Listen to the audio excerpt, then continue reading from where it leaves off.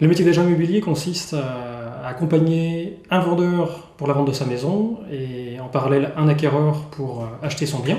On assiste nos vendeurs de l'estimation du bien, on réalise les visites, on signe les offres d'achat et on reçoit le compromis à l'agence et on assure le suivi jusqu'à la vente définitive qui se passe chez le notaire. Alors, quelles sont les aptitudes requises pour faire votre métier? Il faut avoir une appétence commerciale, il faut être évidemment disponible. On a des amplitudes horaires qui sont du matin jusqu'au soir, parfois tardivement. Il faut être à la disposition de nos clients.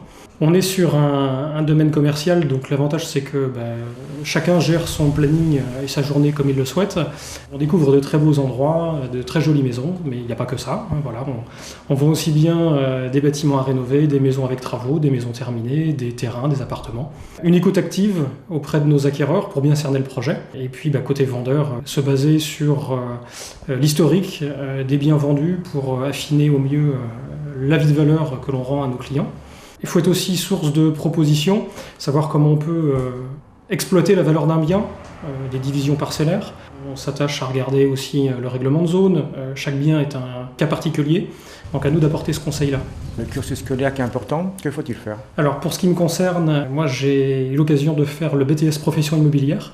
Donc c'est une formation en 2 ans qui permet de balayer l'ensemble des métiers liés à l'immobilier, l'agence, mais aussi le promoteur, les constructeurs, la gestion locative, les logements sociaux également. Et au sortir de cette formation, on peut aller se faire embaucher, voire même monter sa propre agence, parce que le diplôme permet d'obtenir sa carte professionnelle, qui est indispensable pour tenir une agence.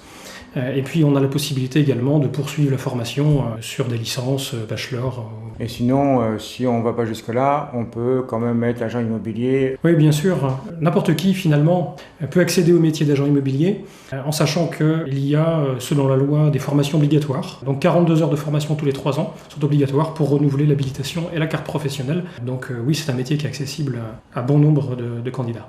Je pense qu'il y a de l'avenir. Plus que jamais, c'est un métier de proximité. Proximité avec nos clients, vendeurs, acquéreurs.